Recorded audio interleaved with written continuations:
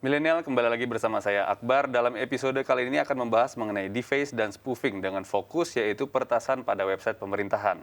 Untuk membahasnya lebih lanjut, saat ini sudah bersama dengan kami di studio Bapak Riri Satria, selaku praktisi, akademisi, dan peneliti bidang teknologi dan transformasi digital. Bagaimana Pak Riri kabarnya Pak? Sehat Pak? Sehat, Alhamdulillah, Mas Akbar. Alhamdulillah, baik Pak. Semoga selalu diberikan kesehatan Pak ya. Kita, Amin, Pak, ya. amin, Mas Akbar juga. Baik Pak, dalam episode kali ini kan kita akan membahas mengenai deface dan spoofing Pak. Ini kan mungkin masih istilahnya awam dikenal masyarakat untuk istilah tersebut. Barangkali boleh dijelaskan terlebih dahulu Pak, apa sih yang dimaksud dengan spoofing dan defacement? Ya, jadi Mas Akbar sebenarnya dia 3 bersaudara kembar itu. Oh, baik. Jadi ada 3 saudara sebetulnya. Satu namanya defacing, satu namanya spoofing, ada satu lagi nih saudaranya, namanya phishing. Phishing. Phishing. Nah, saya akan jelaskan ketiganya. Sebetulnya apa? Defacing atau defacement itu adalah suatu tindakan peretasan yang mengganti halaman web dari sebuah situs gitu ya, atau sebuah web. Jadi diganti halamannya, entah itu dipasang kartun, dipasang pesan tertentu, dipasang apapun, sehingga kalau kita buka misalnya, oh ini klik, harusnya website sebuah bank, tapi isinya ternyata kartun. Jadi ada suatu upaya untuk mengganti tampilan. Baik. Itu katanya kan face, wajah. Wajah, Pak. Jadi defacing, jadi wajahnya diganti. Nah itu yang pertama. Yang kedua, spoofing.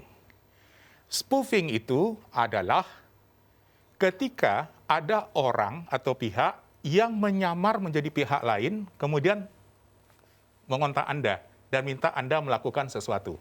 Baik, berpura-pura menjadi orang lain. Berpura-pura menjadi orang lain, biasanya menjadi sebuah instansi resmi, padahal tidak, kemudian meminta Anda melakukan sesuatu. Baik. Jadi Anda ditipu misalnya. Tapi kalau phishing, itu menarik. Phishing itu adalah sebuah aktivitas yang mengelabui Anda, sehingga Anda memberikan data rahasia kepada pihak orang lain. Misalnya, tiba-tiba Anda terima pesan dalam inbox Facebook Anda atau email Anda. Ini ada perubahan sistem, perubahan ini, perubahan itu. Mohon masukkan lagi password Anda ke klik di sini, atau phishing.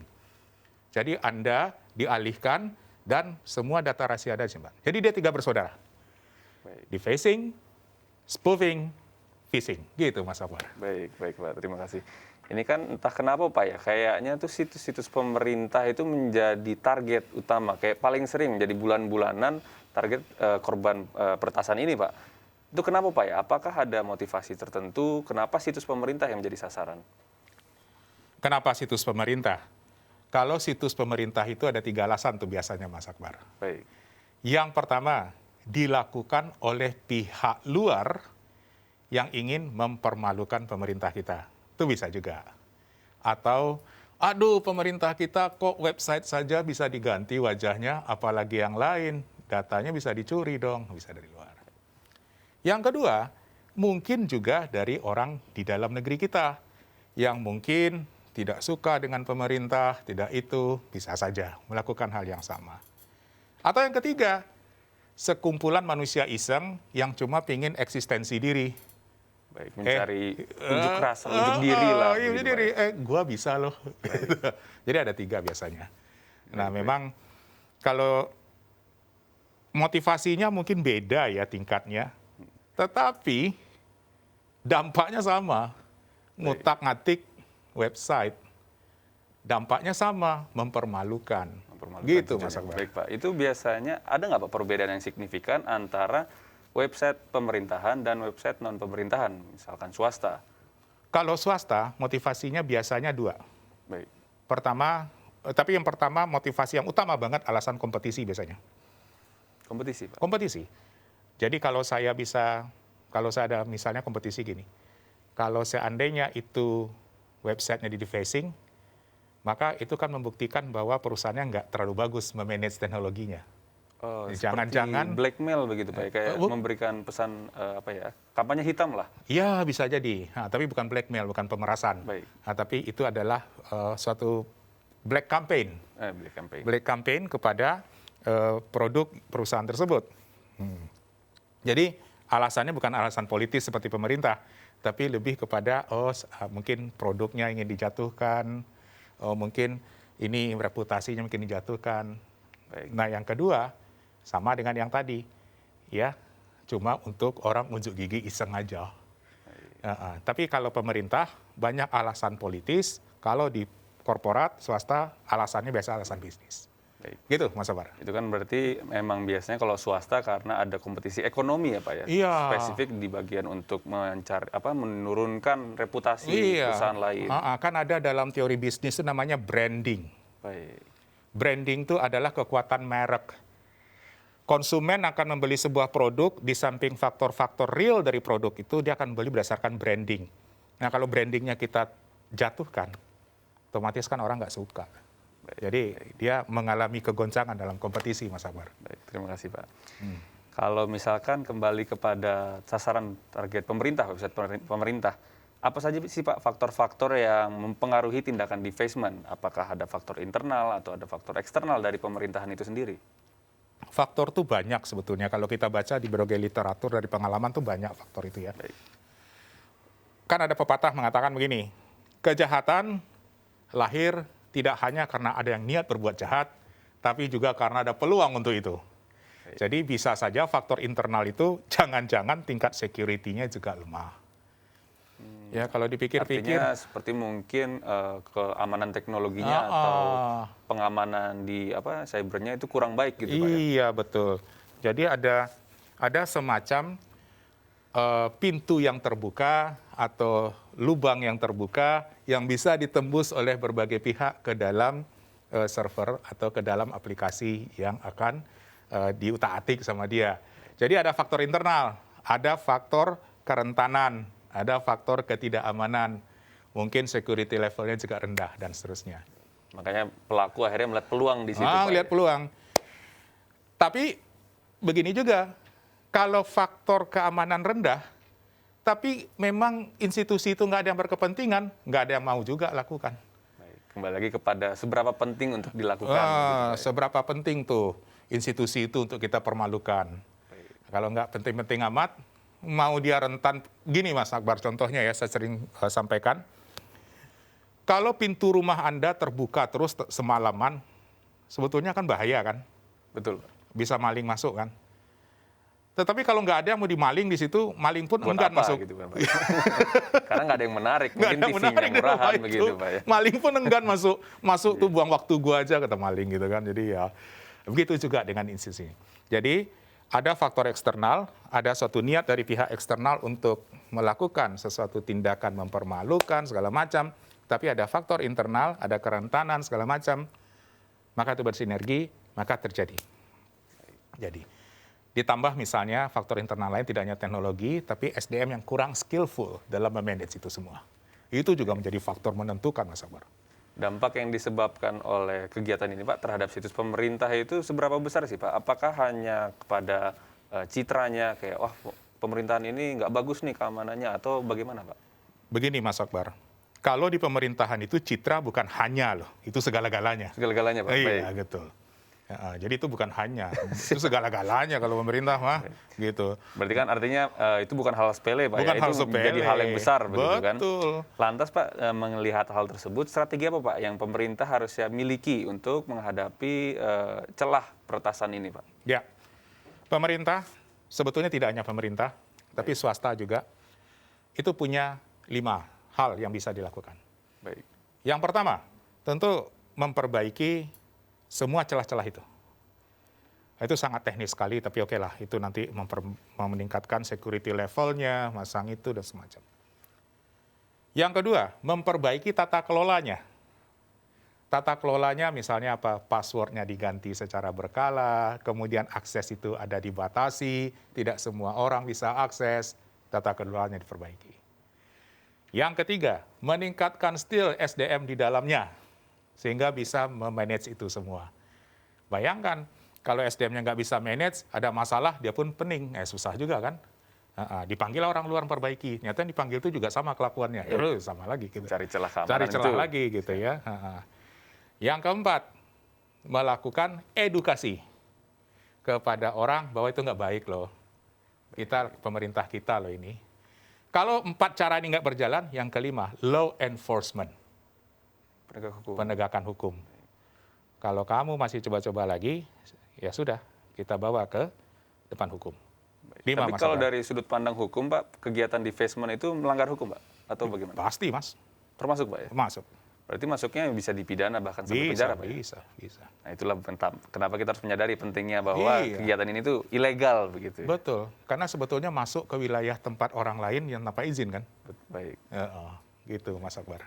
Kalau selain dari strategi pemerintah sendiri, Pak, ada nggak, Pak, kerjasama dengan pihak swasta untuk bisa mengurangi terjadinya peretasan pada website pemerintah? Pasti, Mas. Pasti. Di antaranya adalah mencoba untuk misalnya dengan pihak swasta, perusahaan-perusahaan IT security, bisa macam-macam. Tetapi sekali lagi, saya mengatakan bahwa yang paling kompeten harusnya menjaga rumah kita adalah kita sendiri. Baik. Itu yang Kalau paling penting. misalkan bisa kita sendiri, kenapa tidak begitu, Pak, ya? Betul. Tapi orang bisa kita kontrak, pasangin pintu yang paling bagus dong, pasangin kunci yang paling bagus, pasangin ini, oke tuh. Tapi in the end, semuanya ada di kita, kan? Yang dikelola semua oleh intern sendiri. begitu, Iya. Pak, ya? Jangan-jangan yang masang kunci itu pegang kunci, dia yang punya ulah nanti. Jadi ya bahaya kalau kayak gitu, Pak. Iya, Mas Akbar. Iya, Pak. Tapi, Pak, tadi kan Bapak sampaikan bahwa skill SDM itu kan harus ditingkatkan, Pak, supaya untuk meningkatkan keamanan itu Iya, juga. betul. Kalau dari sudut pandang Bapak, sejauh mana sih, Pak, kemampuan dari kita sendiri dalam hal ini pemangku kebijakan atau pemerintahan untuk menangani peretasan tersebut? Apakah diperlukan adanya vendor atau stakeholder dari negara lain? Kalau saya memilih, sekali lagi kita menjaga rumah kita. Baik. Berarti kita harus meningkatkan skill kita. Berarti dia ya kembali lagi SDM lah yang harus Iya, ditingkatkan. betul. Dan begini, orang-orang yang hacker-hacker atau orang-orang yang bisa melakukan peretasan itu, sebenarnya mereka juga kalau bisa diputar balik, mereka adalah penjaga yang baik juga. Iya. Orang yang bisa membobol rumah orang, itu berarti orang yang sangat mengetahui sistem keamanan yang baik, kan? Betul, betul. Nah, itu dia. Artinya dia bisa menjaga, dia bisa membobol. Bisa begitu, Pak. membobol. Gitu, Mas Akbar. Itu makanya kita harus waspada ya. Lebih baik ya kembali lagi kita sendiri sajalah yang mengamankan. Iya. Baik. Ini kan kalau misalkan melihat dari peretasan terhadap website pemerintah, Pak, itu ada nggak, Pak, kaitannya dengan kegiatan cyber espionage atau spionase cyber terhadap Indonesia dari negara lain, Pak? Bisa jadi iya. Bisa jadi, Pak. Iya, terutama menurunkan citra. Itu bagian dari operasi intelijen yang mungkin levelnya hanya menurunkan citra. Tapi bisa juga tidak. Bisa juga tidak. Jadi bisa iya, bisa tidak. Gitu ya. Tapi menurut saya, kalau saya sebagai pengamat mengatakan bahwa itu bisa iya. Karena apa? Menurunkan citra pemerintah kan bagian dari tindakan spionage dari luar juga. Gitu loh. Tapi bisa juga tidak gitu. Ternyata nggak ada kaitannya. Memang orang yang iseng aja bisa juga. Tapi intinya gini, semua kemungkinan tuh mungkin, Mas Akbar. Gitu. Sangat mungkin, Pak, ya. Iya, betul. Baik. Kalau terhadap pelaku peretasan, Pak, baik dari dalam negeri maupun dari luar negeri, bagaimana, Pak, penindakannya? Kan kalau tadi kan termasuk ke dalam pidana, Pak. Bagaimana kalau pelakunya ternyata dari luar negeri, Pak? Itu sama pertanyaannya, gimana kalau kita menghadapi invasi dari negara luar? Sama. Jadi kita tidak bisa menindak secara pidana di luar itu, kecuali kalau kita punya perjanjian keamanan dengan negara itu, maka kita bisa lakukan kerjasama Interpol dan segala macam. Tapi bagaimana kalau itu adalah state backup actors? Nah, bagaimana, Pak? Nah, nggak ada cerita, terpaksa cyber defense kita harus kuat, itu saja. Aduh, hanya sesimpel itu saja, Pak. Iya. Baik. Ya itu makanya berarti memang PR Indonesia Iya, ini sangat besar iya, sekali, Mas Pak, ya. Karena kan Akbar. ranah cyber ini kan tidak kecil, Pak, ya. Karena kan tidak hanya bicara Indonesia, ini kan berbicara dunia begitu. Aktor-aktornya di baliknya kan pasti akan sangat banyak begitu kan. Kalau kita lihat di luar sana, Mas Akbar, kalau angkatan untuk perperangan, kita mengenal di Indonesia apa aja, Mas? Angkatan darat, Angkatan darat, Angkatan laut, udara. udara. Amerika sudah punya 2 hal lagi, Mas. Apa itu, Pak? Yang pertama space, jadi Oh, angkatan angkasa. space, luar angkasa, space. Kemudian yang kelima adalah cyber war.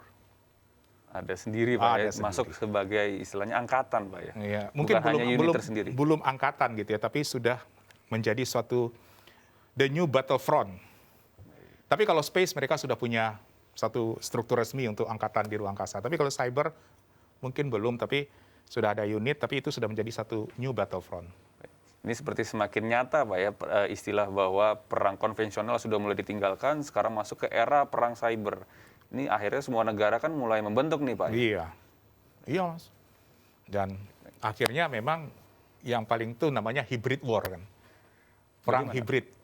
Jadi konvensional plus dengan yang perang modern. Wah, itu kompleks sekali sepertinya. Kompleks Pak, ya. sekali. Maka jangan heran kalau nanti di militer itu ada pasukan tentaranya, ada pasukan laptop di belakangnya. Baik, baik. Pak, ini mungkin ada masukan Pak ini kepada milenial. Ini kan audiens kita kan paling banyak dari milenial. Mungkin bisa disadarkan Pak, kenapa sih defacement dan spoofing ini menjadi penting? Kenapa kita harus mewaspadai? Ini kan milenial ini kan sebagai generasi yang terus mengembangkan Indonesia ini Pak. Jadi kalau kita lihat, apa ya? Kalau di milenial ini mungkin yang namanya deface itu agak jarang ya. Baik. Tapi spoofing nih kita mengerikan. Banyak malah Pak. Banyak malahan spoofing. Jadi anak-anak muda ini kadang-kadang jadi korban spoofing. Mereka pernah ada yang ngobrol ke saya, Om, kata dia manggil saya Om. Kemarin saya ketipu Om, kenapa? Saya transfer uang lewat ATM. Rupanya dia kena spoofing. Anda memenangkan ini, suka terima kan? Kemudian transfer uang ke rekening ini untuk mendapatkan ini. Ternyata tertipu. Tertipu. Waduh. Nah, spoofing yang paling besar adalah namanya love scamming. Bagaimana maksudnya Pak? Love scamming. Tiba-tiba di Facebook Anda ada orang minta pertemanan. Kalau saya laki-laki, yang minta pertemanan itu orang asing, perempuan seksi. Kalau Anda perempuan, nanti yang minta pertemanan itu seolah-olah kayak tentara marinir Amerika, gagah gitu ya. Tapi itu kan gerombolan penipu semua. Kesannya seperti wah begitu, ternyata di baliknya hanyalah ada satu penipu teman saya saja. pernah ketipu, perempuan gitu ya. Dia mengatakan, Ri, saya ada kenalan di Facebook, dia marinir Amerika gitu ya. Dia mau pensiun dini, kemudian mau tinggal di Indonesia, kemudian mau jadian sama saya gitu. Tapi dia tertahan di Malaysia, tolong minta duit, tolong ditransfer. Wah, banyak sekali ternyata ceritanya ya, itu cerita-cerita banyak. di belakangnya Dan ternyata pura-puranya. itu terjadi. Dan orang-orang tidak mau mengadu ke aparat kan, karena ketahuan blow on-nya. Malu jadinya Pak. Itu namanya love scamming, bagian dari spoofing.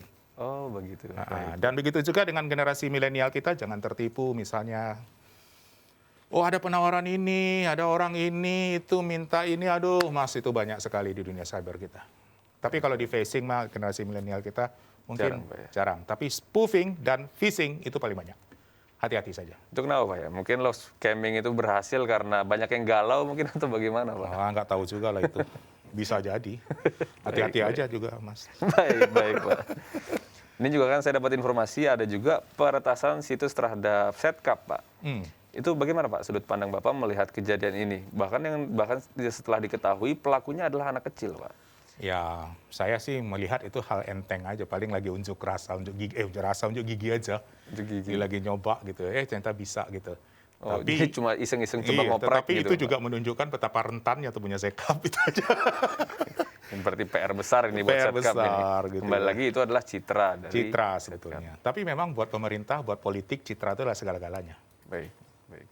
Bahkan maka ada konsultan khusus untuk pencitraan branding kan. Oh, Iya. baik. Baik Pak. Gitu Mas Akbar. Untuk menutup diskusi kita, barangkali ada beberapa sepatah kata yang ingin disampaikan Pak kepada milenial atau mungkin saran atau tips untuk menghadapi deface dan spoofing Pak. Intinya adalah, kalau untuk milenial sajalah, saya lebih concern itu, Anda ketika menggunakan gadget Anda, gunakanlah dengan baik, bijak, dan aman. Apa itu baik? Gunakanlah dengan baik untuk tujuan-tujuan baik. Bijak, jangan melakukan posting atau melakukan tindakan-tindakan yang misalnya melawan hukum. Dan aman, hati-hati. Ya, hati-hati, jangan cepat mempercayai berbagai informasi yang datang, apalagi yang tidak bisa dipertanggungjawabkan, dan kemudian Anda melakukan tindakan-tindakan yang merugikan, transfer uang, terjebak love scamming, kemudian memberikan password, itu harus dihindari. Jadi gunakanlah dengan baik, bijak, dan aman. Gitu Mas Akbar. Baik, bijak, dan aman. Iya, Luar 3 biasa itu. sekali Pak Riri. Baik Pak, terima kasih banyak Pak atas Terima kasih, diskusinya. Mas Akbar. Ini sangat seru sekali dan membuka wawasan kita semua tentunya Pak ya. Semoga milenial di manapun berada juga semakin memahami tentang bagaimana itu bahayanya dari defacement dan spoofing. Saya Akbar Wirawan, pamit undur diri, kembali ke studio.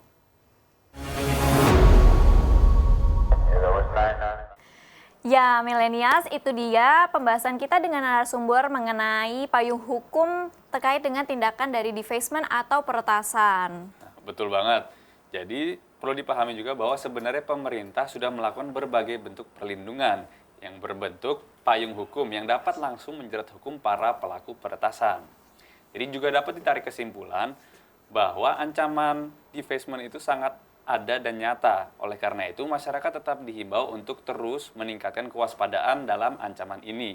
Namun jangan perlu khawatir para milenial, karena UU ITE saat ini sedang dalam tahap revisi untuk dapat meningkatkan perlindungan hukum yang lebih baik bagi masyarakat Indonesia. Wah, makin luar biasa banget ya pembahasan kita kali ini ya. Apalagi dari awal tadi kita sudah membahas apa itu defacement, apa itu spoofing, terus Iya, bentuk-bentuknya juga.